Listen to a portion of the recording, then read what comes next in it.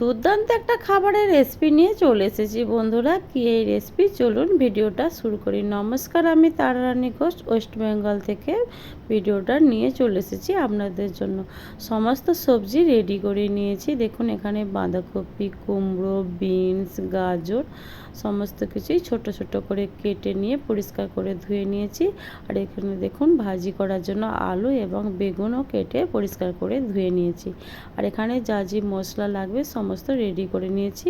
এবার বেগুন আর আলুটাতে নুন এবং হলুদ মাখিয়ে নেব। দেখুন এগুলো ভাজি করব, তো তার জন্য একটু ভালোভাবে লবণ এবং হলুদ দিয়ে মাখিয়ে একটু রেস্টে রেখে দিচ্ছি। এইভাবে করে রাখলে আলু এবং বেগুনটাতে লবণ আর হলুদ মাখিয়ে রাখলে খুব সুন্দরভাবে নরম হয়ে যায়, ভাজা খুব সুন্দরভাবে তাড়াতাড়ি হয়ে যায়। তো কড়া গরম করে নিয়ে আলুগুলো দিয়ে দিলাম। এরপর দেখুন এদিকে কড়াতে তেল গরম করে কুমড়োগুলো দিলাম, যেটা খিচুড়ি বানাবো। কুমড়োটা একটু নেড়ে চেড়ে নিয়ে দিয়ে দিলাম গাজর। গাজর কুমড়ো এদিকে ভাজা হচ্ছে, এদিকে দেখুন আলুটা একটু নেড়ে চেড়ে নিচ্ছি। যেহেতু সবজির খিচুড়ি বানাবো সম্পূর্ণ নিরামিষ, তাই সমস্ত সবজিগুলো আজকে একটু ভালোভাবে ভেজে নিচ্ছি আগে। তো আপনারা চাইলে এইভাবে অবশ্যই একবার বানিয়ে দেখবেন, এত সুন্দর হয় খিচুড়িটা, তো বুঝতেই পারবেন না। তো চলুন পুরো ভিডিওটা দেখার অনুরোধ রইল। দেখুন সমস্ত সবজি আমি ভেজে নিলাম। এরপর আলুটাও দেখুন এদিকে প্রায় হয়ে এসেছে, একটু নেড়ে চেড়ে নিয়ে তুলে নিলাম। ভালোভাবে তেল ঝরিয়ে নিয়ে একটি পাত্রে রেখে দিলাম। ওই একই পদ্ধতিতেই বাকি আলুগুলো আমি ভেজে নেব। তো আলুগুলো এদিকে হতে থাক, আমি এদিকে সমস্ত সবজিগুলো কড়া থেকে নামিয়ে নিই। দেখুন কড়া থেকে সমস্ত সবজি নামিয়ে নিয়ে এরপর মুগ ডালটা আমি ভেজে নেব। মুগ ডালটা অবশ্যই ভালোভাবে ধুয়ে নেবেন। অবশ্যই শুকনো অবস্থায় ভেজে নিয়েও ধুয়ে নিতে পারেন, কিংবা ধুয়ে নিয়েও ভেজে নিতে পারেন। আমি ধুয়ে নিয়েই ভেজে নিলাম, যেহেতু ডালেতে পাউডার দেওয়া থাকে, তো তাই একটু ভালোভাবে অবশ্যই জল দিয়ে বারবার পাল্টে পাল্টে ভালো করে ধুয়ে নিতে হবে। তো সমস্ত সবজি ডাল টাল ভেজে নিয়েছি। এরপর দেখুন খিচুড়িটা আজকে প্রেসারে বানাবো। আর এদিকে দেখুন দ্বিতীয় ক্ষেপে আলুগুলো আমার ভাজা প্রায় হয়ে এসেছে, আমি তুলেই নিলাম। তো দেখুন এদিকে তুলে নিলাম, আর এদিকে বেগুনগুলো আবার দিয়ে দিলাম। বেগুনটা হতে থাক, আর এদিকে আমি খিচুড়িটা রান্না করতে শুরু করেছি। দেখুন তেল গরম হওয়ার পর তেজপাতা, এলাচ, দারচিনি, দুটো শুকনো লঙ্কা এবং কিছু পাঁচফোড়ন দিয়ে দিলাম। আর অল্প একটু স্বাদ আনার জন্য চিনিটাও দিয়ে দিলাম। চিনি কিন্তু সমস্ত রান্নার ব্যালেন্সটা ঠিক করে, তাই অল্প একটু চিনি দেওয়ার চেষ্টা করবেন। এরপর মশলাটা দিয়ে দিলাম, হলুদ, লঙ্কা, জিরে, ধনে এবং আদার পেস্ট।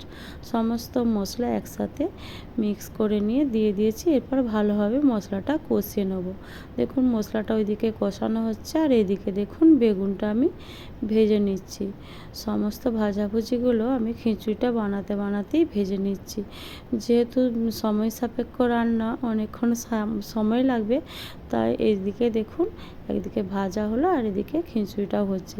আলুটা দেখলেন লবণ এবং হলুদ মাখিয়ে রেখেছিলাম বলে আগে থেকে আর সেদ্ধ করতে হলো না, কত সুন্দর নরমভাবে হয়েছে। তো বেগুনগুলো আমি ভেজিয়ে নিয়েছি, একটা খেপে ভাজা হলো, আবার বাকিগুলো ভেজে নিচ্ছে এই সেম পদ্ধতিতেই। তো দেখুন এদিকে মশলাটা আমার কষানো হয়ে এসেছে, এই যে তেল বেরিয়ে চলে এসেছে মশলা থেকে। এবার পরিমাণ মতো লবণটা দিয়ে দিলাম। লবণটা মশলার সাথে দিয়ে দিলে খিচুড়িটা একদম সুন্দরভাবে সেদ্ধ হয়ে যাবে। তাই এরপর দেখুন ধুয়ে রাখা আগে থেকে পরিমাণ মতো চালটা আমি দিয়ে দিলাম। আমি এখানে 3 কাপের মতো চাল নিয়েছিলাম আর 1.5 কাপ ডাল নিয়েছিলাম। যত চাল নেবেন তার হাফ কাপ পরিমাণ ডাল নেবেন। একটু বেশিও দিতে পারেন, কিন্তু এখানে আমি যা চাল নিয়েছি তার হাফ ডাল নিয়েছি। তো যাই হোক, আমি চাল এবং ডালকে একসাথে ভালোভাবে মশলার সাথে মিশিয়ে নিয়ে এরপর জল দিয়ে দিলাম। অবশ্যই জলটা গরম দেওয়ার চেষ্টা করবেন, ঠান্ডা দিলেও অসুবিধা নেই, তবে গরম জল দিলে তাড়াতাড়ি রান্নাটা কুক হয়ে যাবে এবং খুব সুন্দরভাবে সমস্ত কিছু সেদ্ধ হয়ে যাবে। এরপর জল দেওয়ার পর আমি আগে থেকে ভেজে রাখা সবজিগুলো দিয়ে প্রেসারটা আটকে দিলাম। এরপর 2-3টে সিটি পড়ার জন্য অপেক্ষা করছি। দেখুন সিটি পড়তে শুরু করে দিয়েছে। আর দেখুন কিছুক্ষণ পরে দেখাচ্ছি খিচুড়িটা খুব সুন্দরভাবে সেদ্ধ হয়ে গেছে। দেখেই বুঝতে পারছেন কত লোভনীয় হয়েছে। হ্যাঁ বন্ধুরা, এইভাবে অবশ্যই একবার বানাবেন। এত অপূর্ব হয় যে কি বলবো। এটাকে ভুনা খিচুড়িও বলতে পারেন। এবং শুকনো শুকনো অবস্থায় নামিয়ে নেবেন। দেখবেন খুব সুন্দর লাগে খিচুড়ি, বেগুন ভাজা, আলু ভাজা, ডিম ভাজা এইসব দিয়ে খেতে। তো বেসিক্যালি এটা গতকাল বৃহস্পতিবার দিন আমি বানিয়েছিলাম, তো তাই সম্পূর্ণ নিরামিষ বানিয়েছি। আপনারা চাইলে এটা পেঁয়াজ রসুন দিয়েও বানাতে পারেন। তো যাই হোক, এরপর পরিমাণ মতো ঘি, মানে 1 চামচ পরিমাণ আমি ঘি দিয়ে দিলাম। খিচুড়িতে ঘি দিলে খিচুড়ির স্বাদটা একদম দ্বিগুণ হয়ে যায়। তো ঘিটা দিয়ে একটু নেড়ে চেড়ে দিলাম। দেখুন একটু নেড়ে চেড়ে ভালো করে সমস্ত ঘিটাকে খিচুড়ির সাথে মিশিয়ে দিলাম। এরপর একটু ঢাকনা দিয়ে রেখে দিয়ে কিছুক্ষণ বাদে আমি পরিবেশন করব। তার মাঝে একটু পাঁপড় ভেজে নিচ্ছি। ওই যে বেগুন এবং আলু ভেজেছিলাম, কড়াতে একটু তেল ছিল, ওই তেলের মধ্যেই আমি পাঁপড়গুলো ভেজে নিয়েছি।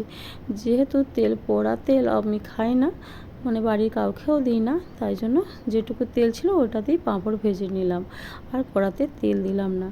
তেল একবার হিট হওয়ার পর সেই তেল রেখে দিয়ে পরবর্তী রান্নাতে দিলে এতে কিন্তু শরীরের প্রবলেম হয়। তাই অবশ্যই চেষ্টা করবেন যেদিন যেই তেলে রান্না করবেন সেটা শেষ করে দেওয়ার। সেই তেলটা এক্সেস রেখে দিয়ে পরবর্তী রান্নাতে দিয়ে খাওয়ার চেষ্টা একদমই করবেন না। এতে করে শরীরে বিভিন্ন প্রবলেম হতে পারে। যাই হোক, আমরা দেখুন পাঁপড়গুলো ভাজা হয়েই গেল। কত সুন্দর পাঁপড়গুলো না, এগুলো আমরা ব্যাট পাঁপড় বলি। তো আপনারা কে কী নামে এটা বলেন অবশ্যই জানাতে ভুলবেন না। পাঁপড় আমার বেশ প্রিয়, তাই ভাজতে ভাজতে কটা খেয়েও নিয়েছিলাম। তো যাই হোক, সমস্ত রান্নাগুলো আমি রেডি করে নিয়েছি। দেখতেই পেলেন কত সুন্দর লুক দিয়েছে। তো যাই হোক, এবার দেখুন খিচুড়িটা আমি পরিবেশন করে দেব। তো এটা ছিল গতকাল বৃহস্পতিবারের রান্না। আজকে আমি ভিডিওটা এডিট করে আপনাদের সামনে নিয়ে এলাম। তো দেখুন খিচুড়িটা কত সুন্দর হয়েছে না, একদম আঠালো। খুন্তি মানে এখানে চাটু থেকে পড়তেই চাইছিল না। তো যাই হোক, খিচুড়িটা দিলাম, এরপর পাঁপড় ভাজা দিলাম, আলু ভাজা দিলাম এবং বেগুন ভাজা। ব্যাস, আর কিছু নয়, যেহেতু নিরামিষ তাই আর কিছু দিলাম না। তো এরপর সমস্ত সবার খাবারগুলো আমি বেড়ে নিলাম। যে কেমন হয়েছে জানাতে ভুলবেন না। এতক্ষণ ধরে সাথে থাকার জন্য অসংখ্য অসংখ্য ধন্যবাদ।